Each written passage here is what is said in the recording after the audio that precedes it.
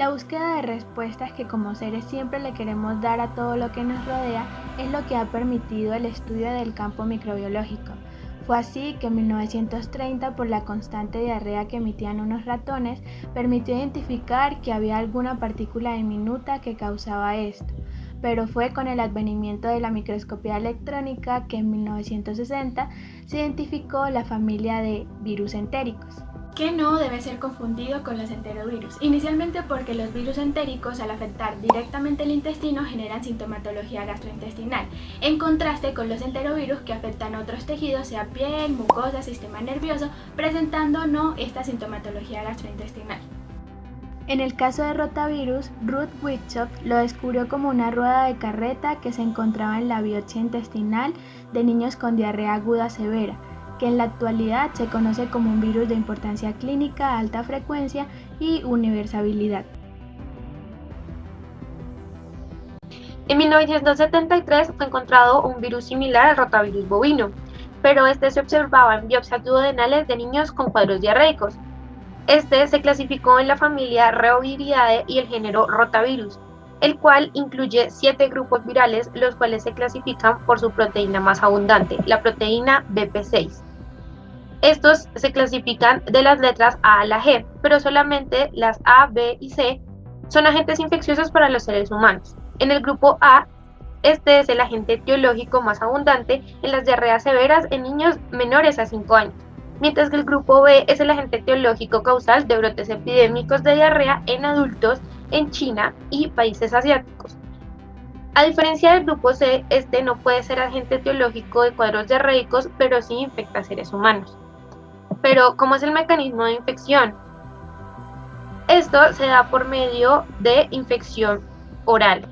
Esta infección es dada por 2 mecanismos, por alimentos contaminados o aguas contaminadas. Si hablamos de la morfología, el rotavirus tiene forma de rueda con una doble cápside, en la cual la capa externa le confiere una forma de aro, y si no estuviera se presentaría de forma rugosa. Además tiene un RNA de doble cadena, no posee envoltura, tomando una forma icosaédrica y un tamaño de 70 a 75 nanómetros. El rotavirus se divide en 5 grupos, A, B, C, D y E, pero el grupo A se subdivide en subtipo 1 con un patrón migratorio largo y subtipo 2 con un patrón migratorio corto. La patogenia por rotavirus se desencadena una vez que el virus logra asentarse en las células maduras de las vellosidades intestinales, tanto de duodeno como de ileón. La mayoría de infecciones por rotavirus muestra una marcada preferencia por la mucosa intestinal y es por ello que este virus se limita o se restringe principalmente a esta zona. Los virus infectan la célula una vez logran generar una interacción con un receptor. Se replican en el citoplasma, lisan la célula, atrofian la vellosidad y disminuyen su capacidad de absorción, actuando principalmente en sus disacaridases. Esto hace que se genere una hiperplasia de las células de la cripta y que a su vez estimule la actividad secretora con un aumento de la excreción de agua y electrolitos, lo que resulta en una disminución de la absorción y en un aumento de la salida de agua.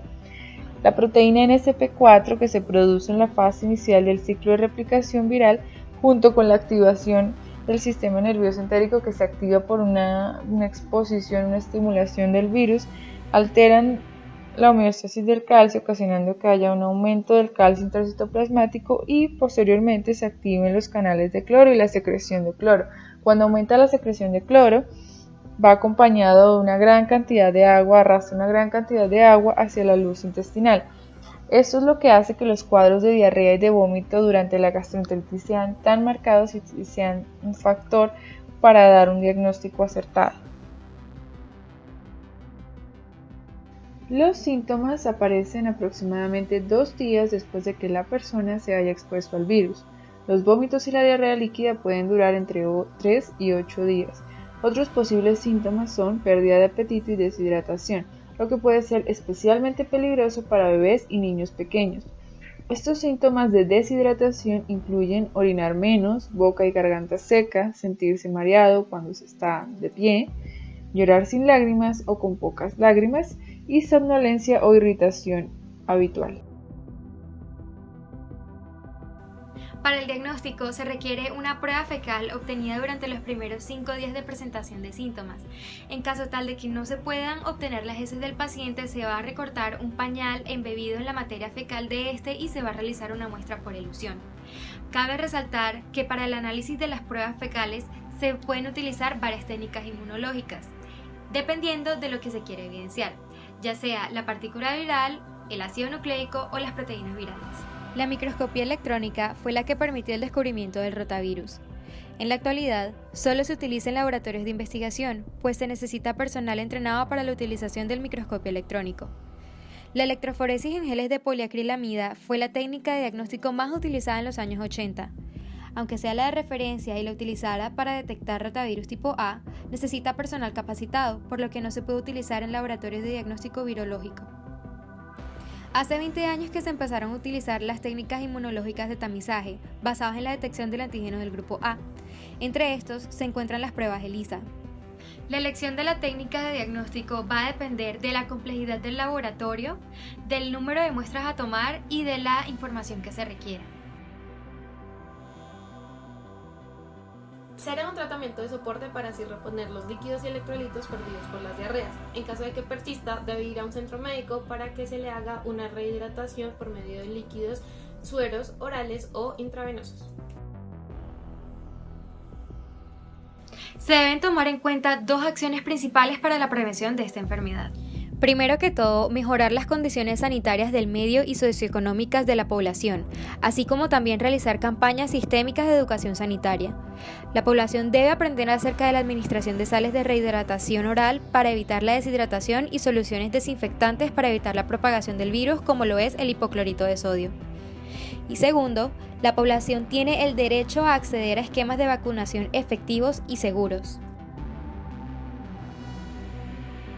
Las estadísticas de la enfermedad en Colombia muestran que, al igual que en otros países en desarrollo, las enfermedades diarreicas ocasionadas por rotavirus han disminuido satisfactoriamente desde que la vacuna fue incluida en el plan de vacunación. Sin embargo, en muchos sectores apartados de nuestro país siguen llegando niños a los controles de vacunación con enfermedad diarreica aguda ocasionada por la falta de vacunación o por falta de suministro biológico en estos sectores del país. La gravedad de la infección por el rotavirus depende básicamente de la edad, siendo los más afectados los menores de 5 años. Aunque la enfermedad puede ocurrir a cualquier edad, la enfermedad causa con mayor frecuencia una enfermedad clínicamente importante en lactantes y niños pequeños. La primera infección después de los 3 meses de edad es generalmente la más importante y la gastroenteritis derivada del rotavirus ocurre principalmente en lactantes y niños de 3 a 35 meses.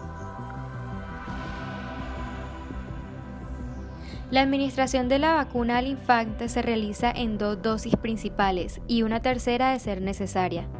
La primera se le aplica a los 2 meses, la segunda a los 4 y la tercera, de ser necesaria, como se dijo anteriormente, a los 6 meses de edad. Todo esto con el fin de prevenir el cuadro clínico que se presenta con la infección por este virus. La vacuna se suministra vía oral, por medio de gotitas. Esta va a poseer el virus atenuado.